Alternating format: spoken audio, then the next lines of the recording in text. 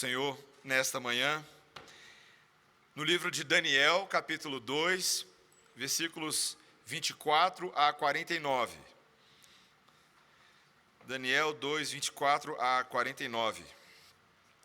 Estamos aqui pegando a primeira sessão um pouco mais escatológica do livro de Daniel. Se você não sabe o que essa palavra significa, é só esperar um pouquinho que você já vai saber. O livro de Daniel, ele tem esses gêneros narrativos entremeados. Ele tem tanto um gênero de narrativa, certo?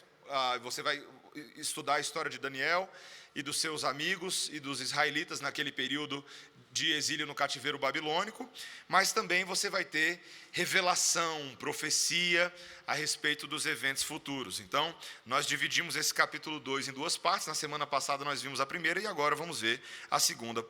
Ouvir e aprender a segunda. Preste bastante atenção, então, na leitura da palavra de Deus. Versículo 24. Por isso Daniel foi ter com Arioque, ao qual o rei tinha constituído para exterminar os sábios da Babilônia. Entrou e lhe disse: não mates os sábios da Babilônia. Introduz-me na presença do rei e revelarei ao rei a interpretação. Então Arioque depressa introduziu Daniel na presença do rei e lhe disse: achei um dentre os filhos dos cativos de Judá, o qual revelará ao rei a interpretação. Respondeu o rei e disse a Daniel, cujo nome era Beltesazar: podes tu fazer-me saber o que vi no sonho e sua interpretação? Respondeu Daniel na presença do rei e disse: o mistério que o rei exige, nem encantadores, nem magos, nem astrólogos o podem revelar ao rei. Mas há um Deus no céu, o qual revela os mistérios. Pois fez saber ao rei Nabucodonosor o que há de ser nos últimos dias. O teu sonho e as visões da tua cabeça, quando estavas no teu leito, são estas. Estando tu, ó rei, no teu leito, surgiram-te pensamentos a respeito do que há de ser depois disso. Aquele, pois, que revela mistérios, te revelou o que há de ser. E a mim me foi revelado este mistério, não porque haja em mim mais sabedoria do que em todos os viventes, mas para que a interpretação se fizesse saber ao rei, e para que entendesses as cogitações da tua mente. Tu, ó rei, estavas vendo, e eis que uma grande estátua, esta que era imensa e de extraordinário esplendor, estava em pé diante de ti, e a sua aparência era terrível. A cabeça era de fino ouro, o peito e os braços de prata, o ventre e os quadris de bronze, as pernas de ferro, os pés em parte de ferro e em parte de barro. Quando estavas olhando, uma pedra foi cortada sem auxílio de mãos, feriu a estátua nos pés de ferro e de barro e os esmiuçou. Então foi juntamente esmiuçado o ferro, o barro, o bronze, a prata e o ouro, os quais se fizeram como a palha das eiras no estio, e o vento os levou, e deles não se viram mais vestígios. Mas a pedra que feriu a estátua se tornou uma grande montanha, que encheu toda a terra. Este é o sonho, e também a sua interpretação diremos ao rei. Tu, ó rei, rei de reis, a quem o Deus do céu conferiu o reino, o poder, a força e a glória, a cujas mãos foram entregues os filhos dos homens, onde quer que eles habitem, os animais do campo e as aves do céu, para que dominasse sobre todos eles, tu és a cabeça de ouro. Depois de ti se levantará outro reino, inferior ao teu, e um terceiro reino, de bronze, o qual terá domínio sobre toda a terra. O quarto reino será forte como ferro, pois o ferro a tudo quebra e esmiuça. Como o ferro quebra todas as coisas, assim ele fará em pedaços e esmiuçará. Quanto ao que viste dos pés e dos artelhos, em parte de barro de oleiro e em parte de ferro, será esse um reino dividido. Contudo, haverá nele alguma coisa da firmeza do ferro, pois que viste o ferro misturado com barro de lodo. Como os artelhos dos pés eram em parte de ferro e em parte de barro, assim por uma parte o reino será forte e por outra será frágil. Quanto ao que viste do ferro misturado com barro de lodo, misturar-se-ão mediante casamento, mas não se ligarão um ao outro, assim como o ferro não se mistura com o barro. Mas nos dias destes reis, o Deus do céu suscitará um reino que não será jamais destruído. Esse reino não passará a outro povo, esmiuçará e consumirá todos estes reinos, mas ele mesmo subsistirá para sempre. Como viste que do monte foi cortada uma pedra, sem auxílio de mãos, e ela esmiuçou o ferro, o bronze, o barro, a prata e o ouro, o grande Deus fez saber ao rei o que há de ser futuramente. Certo é o sonho, e fiel a sua interpretação. Então o rei Nabucodonosor se inclinou, se prostrou o rosto em terra perante Daniel.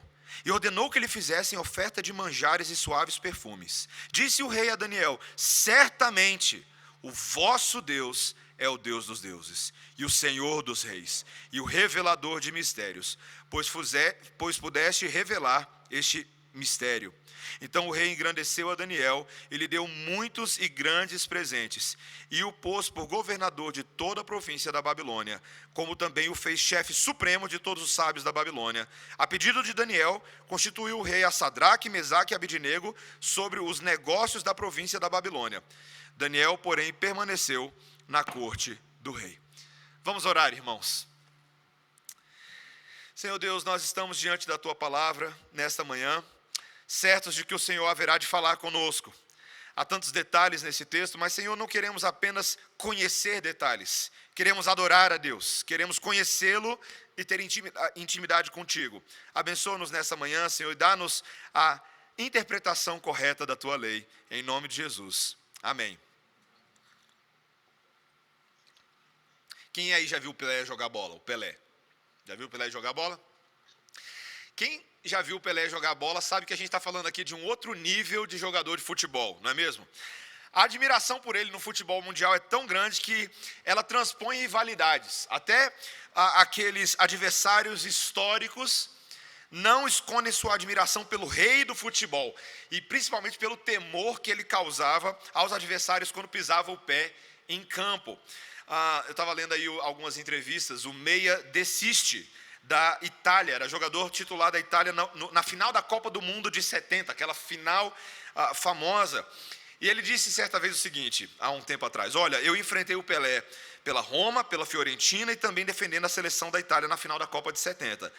Ele parecia o mais forte de todos em todas essas situações. A impressão é de que ele era um jogador alienígena no meio do campo.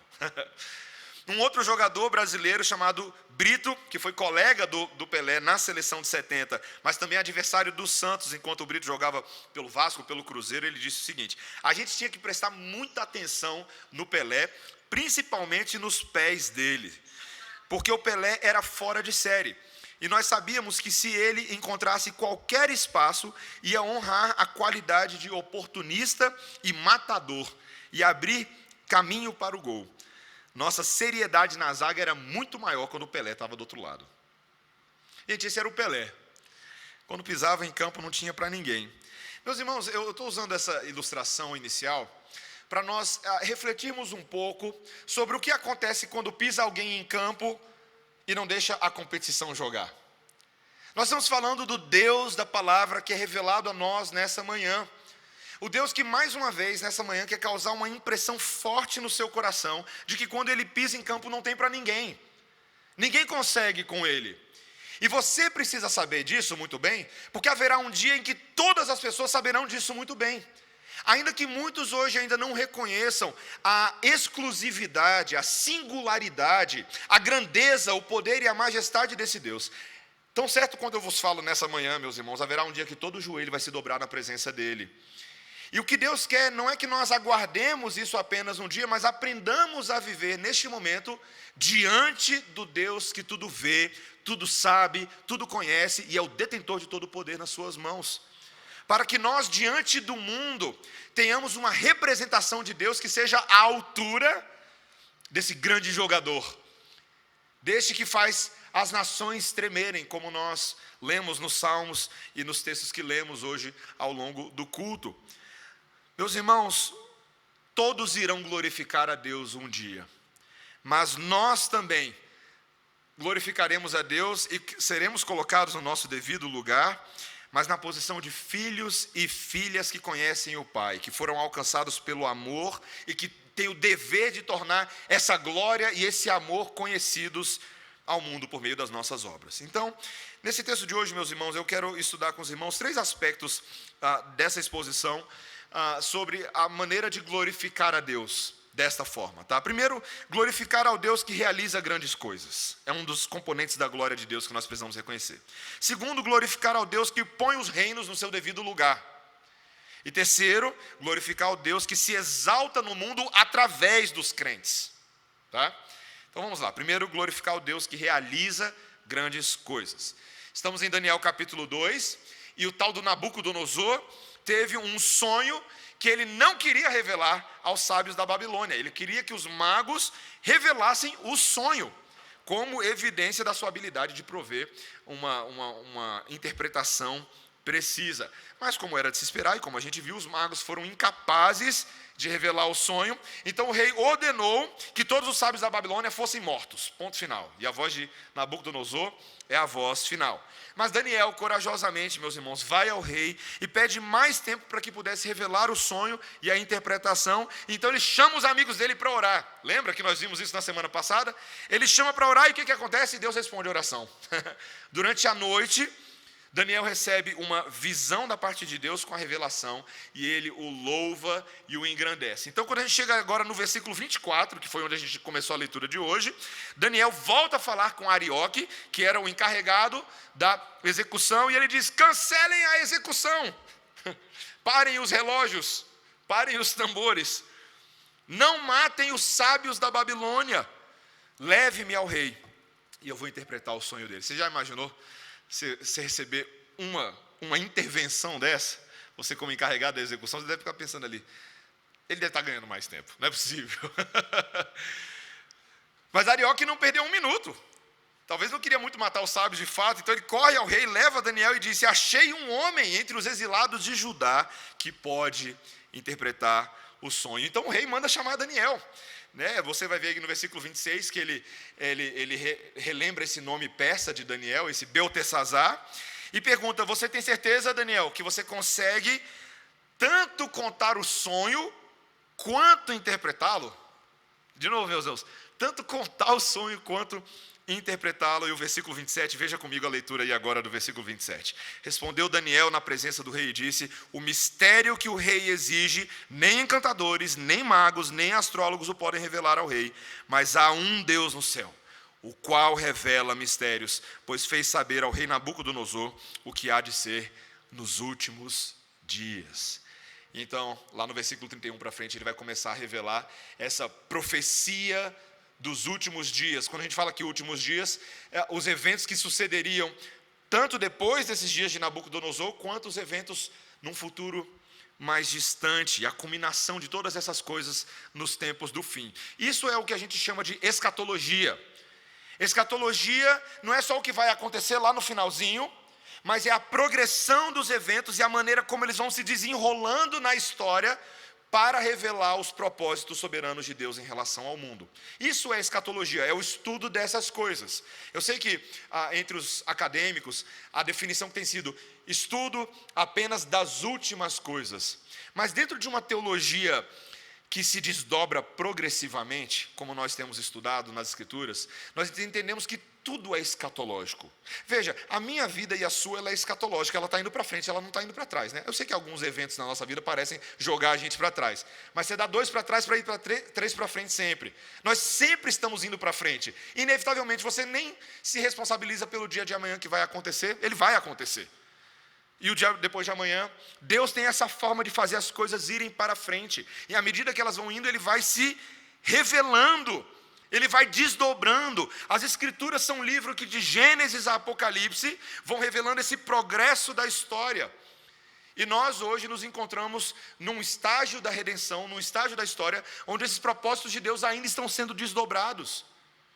E particularmente nós ainda veremos a manifestação tremenda de alguns desses eventos à medida que o tempo segue. O que é interessante nesse momento aqui, meus irmãos, é a postura de Daniel, que eu quero que você não perca em vista isso. Ele ainda nem revelou qual é o sonho para Nabucodonosor, mas ele já está dando o crédito a Deus. Ele está fazendo a mesma coisa que nós vimos na semana passada. Meus irmãos, olha o versículo 30, olha o que ele diz aí no versículo 30. A mim me foi revelado este mistério, não porque haja em mim mais sabedoria do que em todos os viventes. Você percebe, meus irmãos? Não é porque Daniel era o grande bambambam, mas foi porque Deus é o grande bambambam. Deus revelou isso a Daniel. Meus irmãos, como é fácil na nossa vida, à medida que o sucesso vai acontecendo, que as coisas vão se desdobrando, a gente tentar chamar glória para a gente e não dar crédito a Deus, não é verdade? Você faz isso, você já fez isso antes? É uma tendência natural do nosso coração enganoso e pecaminoso. Eu lembro, na época da escola, ainda escola não, UNB, no início da minha jornada acadêmica ali, teve um trabalho de grupo numa turma de oficina de audiovisual, né? E foi muito interessante, os grupos foram apresentar no dia que o professor marcou, e aí de repente num dos grupos, na hora da apresentação, só foi um aluno à frente. O grupo não tinha vindo no dia, ninguém veio, tá? Mas até onde a gente sabia, o grupo tinha trabalhado, tinha feito trabalho, só que no dia da apresentação ninguém apareceu, apareceu só um deles. E aí ele foi apresentar o trabalho, e eu lembro, meus irmãos, que na hora de apresentar o trabalho, o professor perguntou assim para ele, cadê o seu grupo? Aí ele falou, não sei, professor. Seu grupo trabalhou? Aí ele percebeu que ele estava sozinho. Ele falou assim, eu tive que trabalhar mais que o grupo. E aí ele começou a puxar a sardinha para ele, sabe assim. E parece que ele começou a encaminhar o papo como se a nota fosse só para ele, sabe. Mas depois o professor foi verificar, o grupo tinha feito trabalho, só não tinha comparecido no dia. Meus irmãos, essa nossa tendência de querer levar crédito pelo trabalho dos outros é um pecadinho safado nosso, né? Meus irmãos, a gente tem que ter cuidado com isso, principalmente quando nós nos lembramos, como Paulo fala em Efésios 4, que toda boa dádiva procede do Senhor e não de nós. Toda bênção, toda alegria, toda capacitação e habilidade que nós temos, ainda que você seja muito bom no que você faz, vem de Deus. Daniel era muito bom no que ele fazia, muito, muito, muito bom. Mas ele reconhecia que foi o Deus dos céus que o deu a capacidade de trazer aquela revelação. Então, meus irmãos, eu e vocês precisamos glorificar a Deus pelo que é de Deus. Eu sei que houve um tempo que o Senhor Jesus Cristo, explicando para os discípulos, ele diz, olha, dai a César o que é de César, dai a Deus o que é de Deus, falando sobre aquela relação de impostos.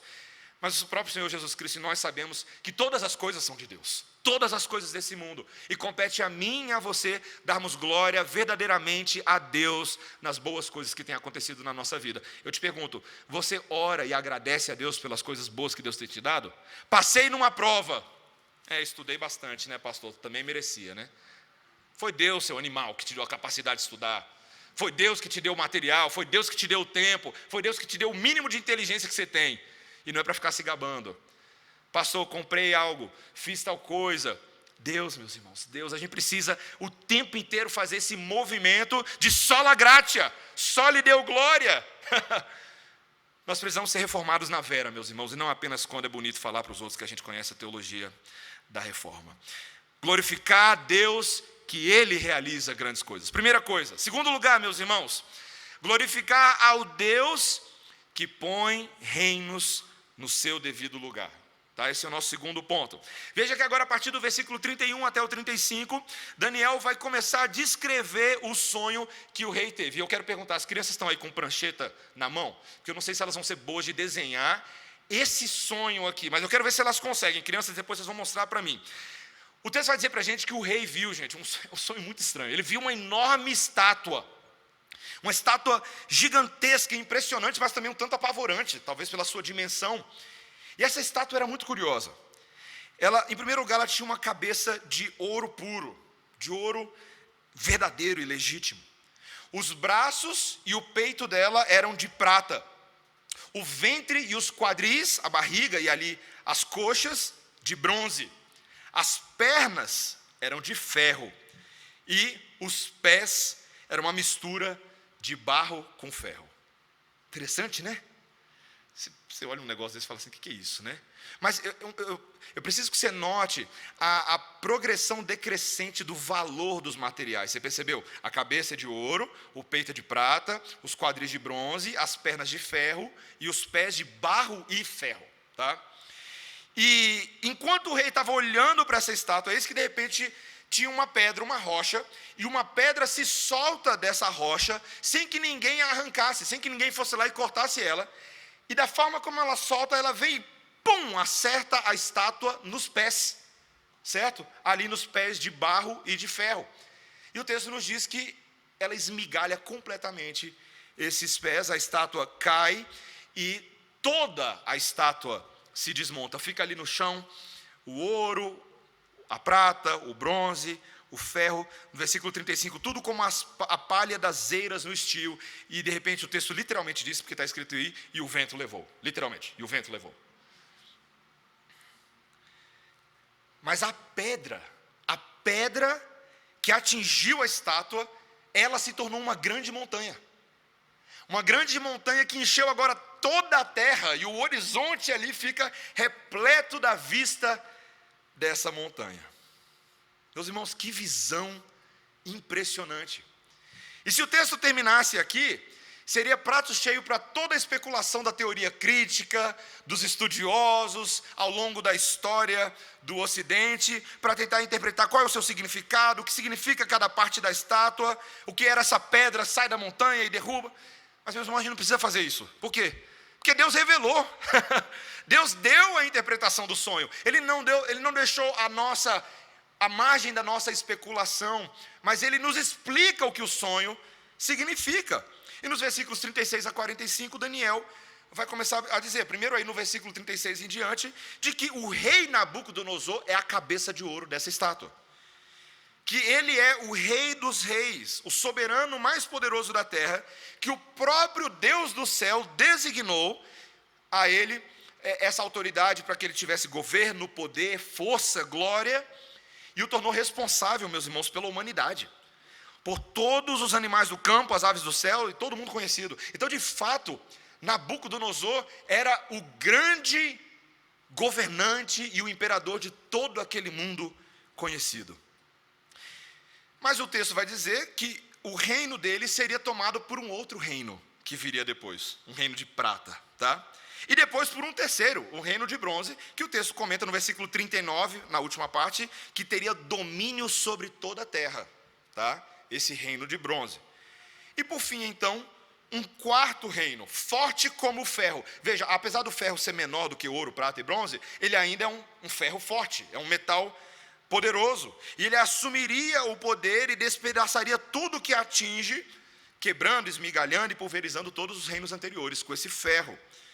Meus irmãos, os estudiosos, eles muitas vezes se dividem na interpretação de quem são esses quatro reinos aqui listados, tá?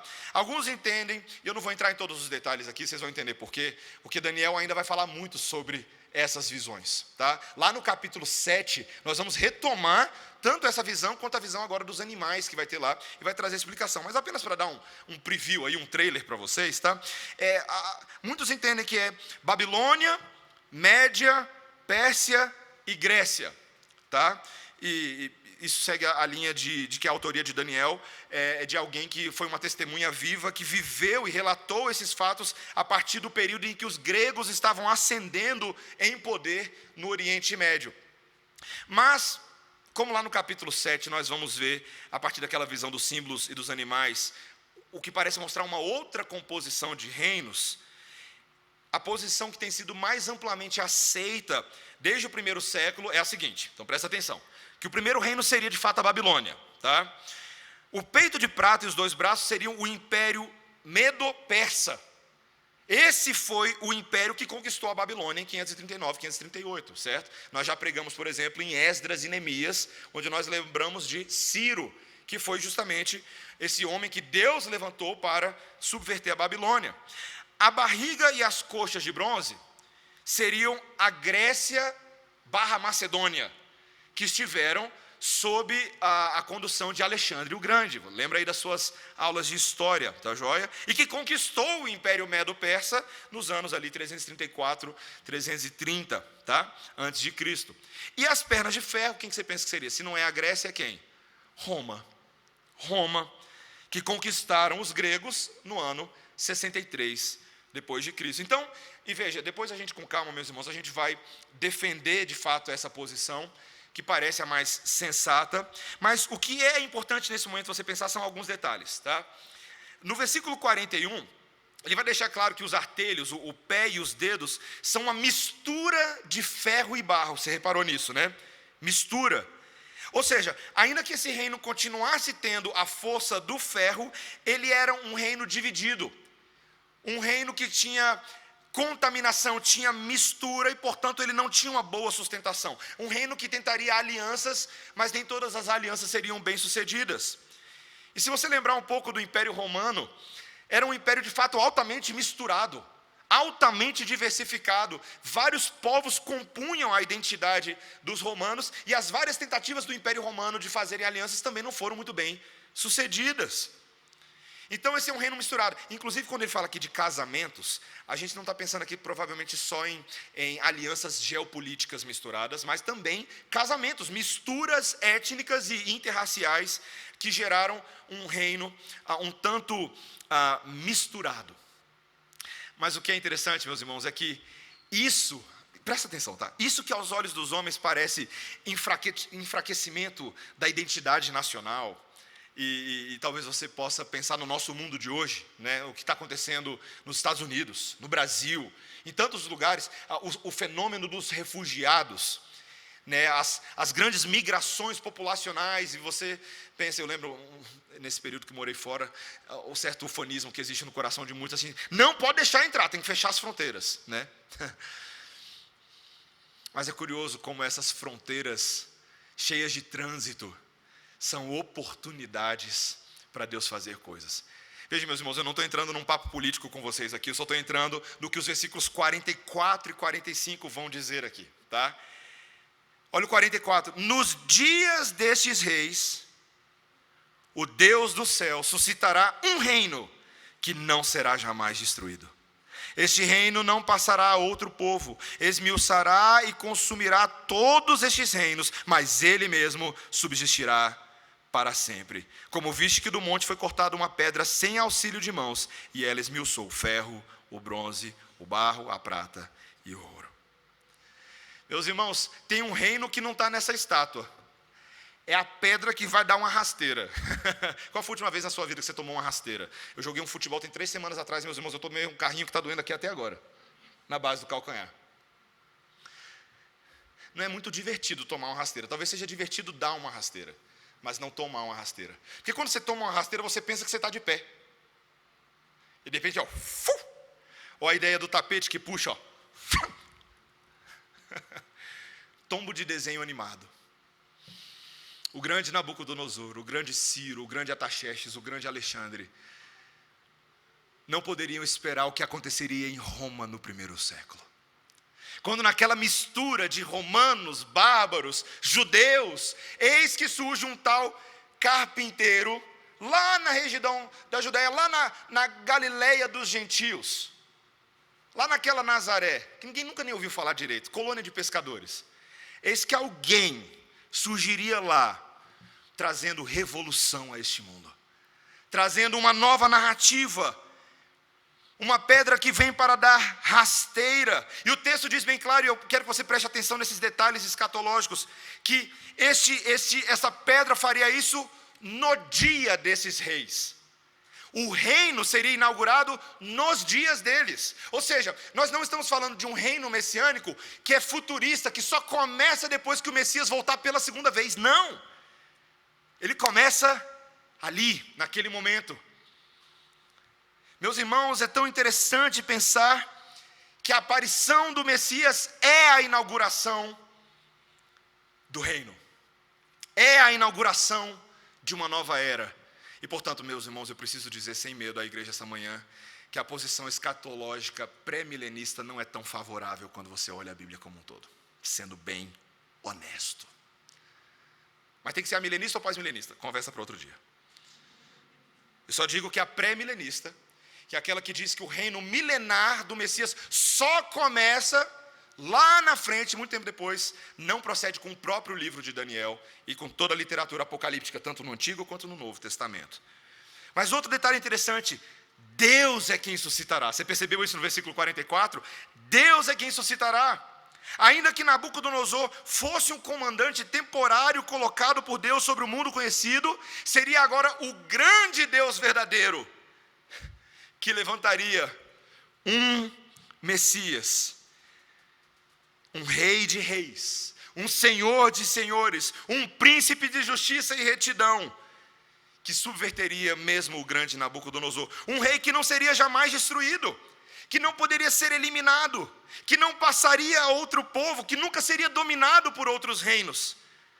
Um reino que seria capaz de esmiuçar e esmigalhar até os reinos que vieram antes, pois ele subsistiria para sempre. Um reino que seria eterno.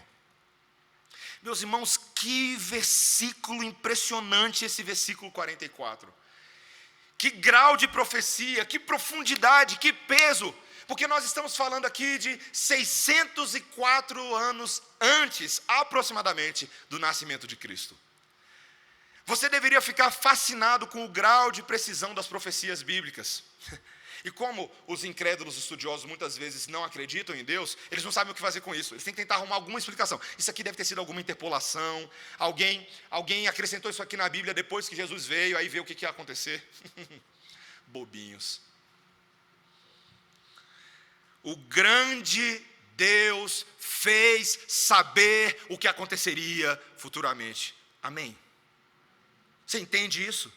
Você entende que eu e você nessa manhã estamos adorando um Deus que não é pego de surpresa, não é um Deus apenas que sabe o que vai acontecer, mas é o Deus que determina e estabelece os acontecimentos da história para a sua própria glória. E isso torna o grau de confiabilidade nesse Deus muito superior, meus irmãos. Porque não é plano B, não é plano C, não é plano D, não. É plano A. Do jeito que ele concebeu. E para que você não tenha dúvidas, eu não quero dar muito spoiler hoje, mas Lucas 1, 31 a 33. Quando o anjo Gabriel aparece aquela jovem Maria, que estava vivendo a vidinha dela, aquela jovem judia, e o anjo se revela a ela e diz no versículo 31 de Lucas 1, eis que você conceberá e dará à luz a um filho, a quem chamarás pelo nome de Jesus. Este será grande, e será chamado Filho do Altíssimo. Deus, o Senhor, lhe dará o trono de Davi, seu pai. Ele reinará para sempre na casa de Jacó, e o seu reinado não terá fim. Não terá fim. O autor de Hebreus, quando escreve sua carta, no capítulo 1, versículo 8, defendendo a divindade e a autoridade do Filho de Deus, essa cristologia sólida de Hebreus capítulo 1, que todo mundo deveria estudar. Hebreus capítulo 1.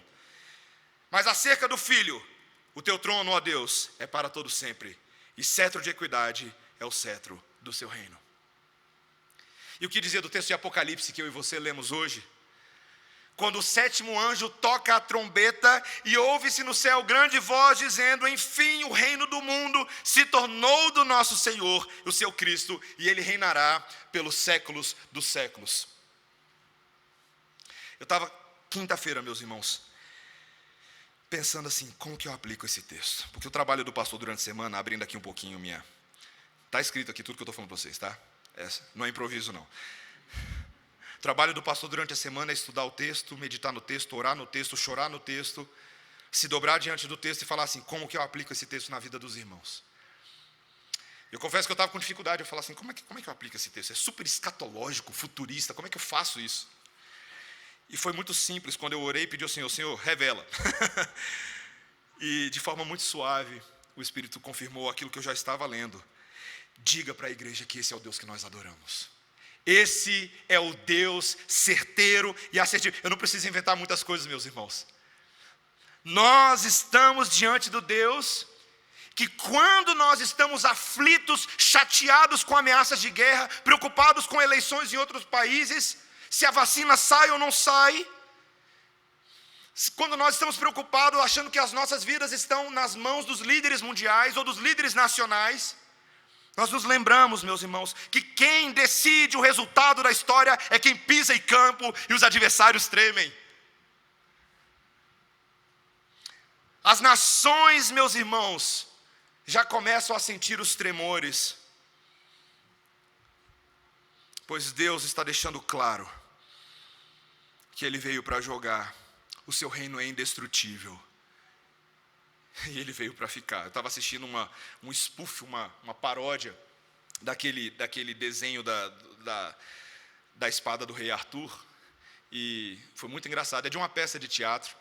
E está lá a espada do rei. Se você lembra bem a história, os homens valentes têm que tentar tirar a espada para poderem ser cavaleiros dignos de representar o rei e de fazer cumprir a missão. Mas ninguém consegue tirar, né? Você lembra da história, né? Ninguém consegue tirar. E aí, nesse spoof que eu vi, o pessoal da comunidade chega à conclusão que não dá para tirar a espada mesmo, não. Então, eles escrevem nela assim, ela veio para ficar. E ao longo dos anos, eles começam meio a dizer assim, essa é a nossa amiga, é a mais antiga aqui da comunidade, ninguém consegue tirar ela não. Ela veio para ficar. Meus irmãos, o reino de Deus veio para ficar.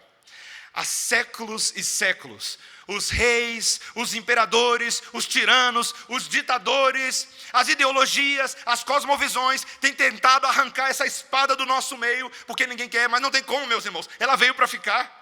A espada veio para ficar, o reino é de Jesus, Ele é o detentor da espada. E curiosamente, eu e você temos a habilidade de manuseá-la em nosso próprio favor e para a glória de Deus nessa manhã. Veio para ficar. Você acha mesmo? Você acha mesmo? Que se tentarem agora inventar uma tradução da Bíblia adequada para as minorias, que a palavra do Senhor vai ser desfeita? Você acha mesmo que se alguém falar assim, agora no nosso país nós não podemos mais de forma alguma usar este livro é um livro que vem para acabar com a nossa identidade nacional? Vocês acham realmente, meus irmãos, que as decisões particulares dos governantes são capazes de subverter a permanente, infalível e inerrante palavra de Deus? Não. O reino de Jesus veio para ficar e subsistirá para sempre.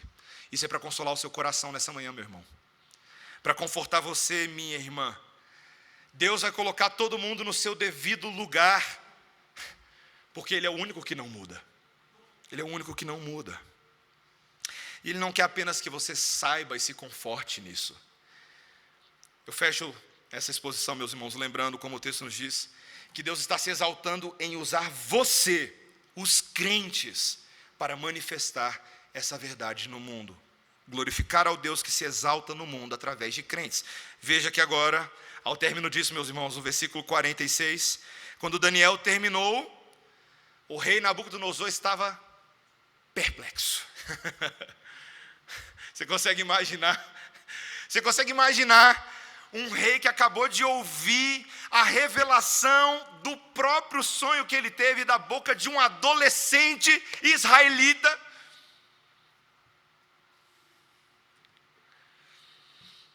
Ele estava boquiaberto. E o texto nos diz agora que ele vai se prostrar com o rosto em chão diante de Daniel. E ali, naquela postura, naquela posição que ele se encontra, ele ordena uma oferta de sacrifícios e de incenso em honra a Daniel. Mas ele diz o que no versículo 47? Veja comigo, leia. Certamente o vosso Deus é o Deus dos deuses e o Senhor dos reis e o revelador de mistérios, pois pudeste revelar este mistério. Meus irmãos, perceba o contraste entre o início do capítulo 2 e o fim do capítulo 2. No início do capítulo 2, os deuses da Babilônia foram postos à prova quando os magos não souberam revelar e interpretar o sonho. Mas ao término do capítulo, um déspota pagão como Nabucodonosor está rendendo adoração ao Deus de Daniel, ao Deus verdadeiro, como aquele que está acima dos deuses da Babilônia, acima de todos os deuses, o único capaz de revelar mistérios e realizar grandezas. Mas às vezes eu peço assim, Deus me dá o dom de evangelismo de Daniel. Evangelizar através de sonhos revelados seria tão mais fácil, Senhor. Todo mundo ia ficar boca aberta, né? Queria ter o dom de Jesus, olhar para a vida da mulher samaritana e falar assim, esse aí é o teu quinto marido. Seria tão mais fácil, né, meus irmãos? Talvez uma aplicação torta desse texto, e talvez você já tenha ouvido antes, é: precisamos das revelações dos sonhos. É isso mesmo, é assim. Não, meus irmãos, nós não precisamos que seja assim. Porque tudo aquilo que precisava ser revelado já foi revelado. Eu e você estamos numa posição superior à de Daniel, pois Daniel ainda tinha uma revelação incompleta das coisas. Nós, o povo do Novo Testamento, o povo da aliança que já viu Cristo acontecendo, temos agora em Cristo, na cruz, a mensagem revelada que havia sido profetizada pela boca dos santos profetas e dos apóstolos. Você não precisa pedir sonhos a Deus. Deus já revelou todo o sonho que precisava ser revelado. Está aqui, escancarado. E curioso só para dizer aí dos erros teológicos, é curioso quando o pessoal está assim, falando, preciso de sonhos, preciso revelar sonhos, quero sonhos. E aí Deus vira basicamente para a gente e fala assim, vai ler sua Bíblia, rapaz. A gente quer saber o escondido e não quer saber o que já está revelado. De novo, vou repetir para você. A gente quer saber o escondido, mas não quer saber o que já está revelado. Quantos desses que estão se enamorando de uma teologia, de uma filosofia, de que eles pautam sua fé em sonhos, sinais, revelações, voando panela, quero ver se o diabo está nas coisas. Não reconhecem que a palavra de Deus, meus irmãos, ela não é inferior às supostas revelações proféticas que as pessoas têm em cada esquina hoje. Não, ela é infinitamente superior, e Daniel sabia disso. E agora Nabucodonosor sabe disso. O Deus que revela mistérios. Meus irmãos, que oportunidade inusitada.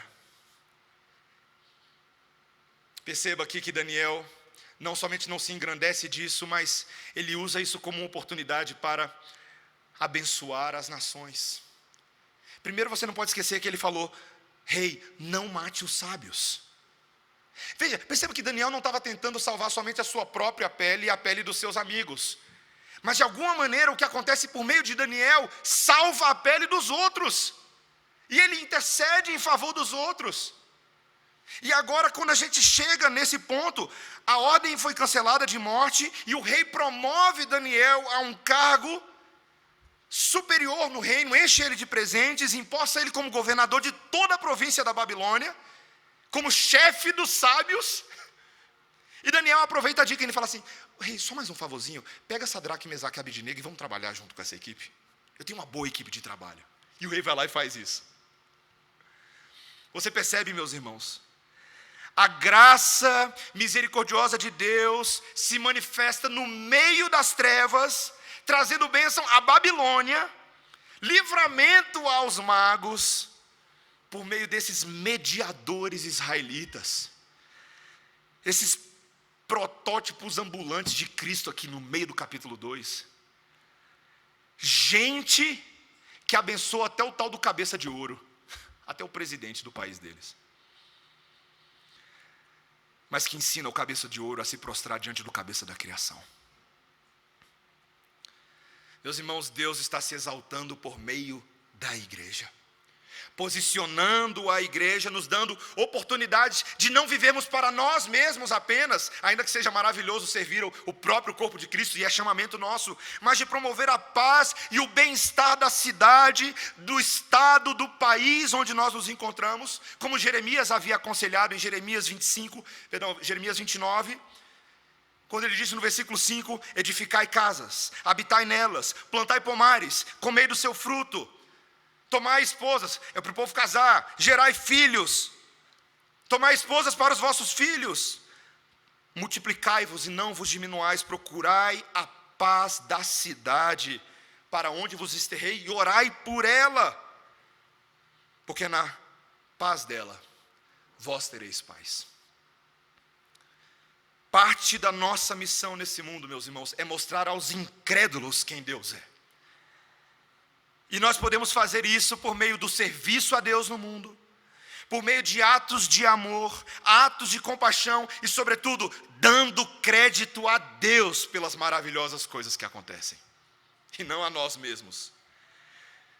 Meus irmãos, essa é uma manhã para nós darmos graças a Deus pelo que Ele está fazendo por meio de nós, mas para que nós busquemos fazer coisas em nome de Deus. É assim que o mundo vai conhecer o Evangelho, é assim que o mundo vai conhecer a cruz. É quando a gente joga como um time, quando cada um de nós é convocado pelo Senhor dos Exércitos a trabalharmos em prol dele como uma igreja ativa, braços, mãos, pés, posições diversas, mas nós ansiosamente batemos as mãos e aguardamos o nosso melhor jogador entrar em campo. Meus irmãos, a alegria da igreja é que realmente nós temos um Pelé do nosso lado. Realmente nós temos. Os Pelés desse mundo empalidecem diante dele. O nosso não morre.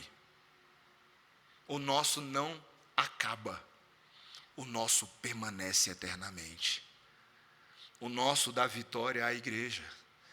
O nosso faz os adversários tremerem, até conquista a admiração deles.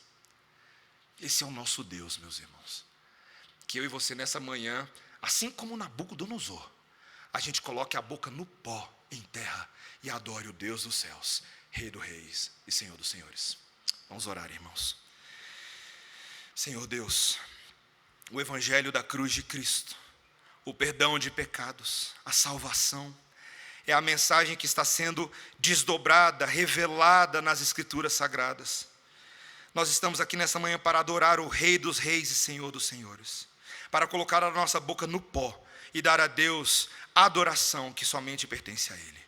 Senhor, abençoa-nos como igreja, para que trabalhemos como um time bem unido, não buscando conhecer aquilo que não foi revelado, mas dizendo aos quatro cantos, proclamando aquilo que já está explícito, Senhor. Que o mundo te conheça através de nós e te glorifique. Em nome de Jesus. Amém.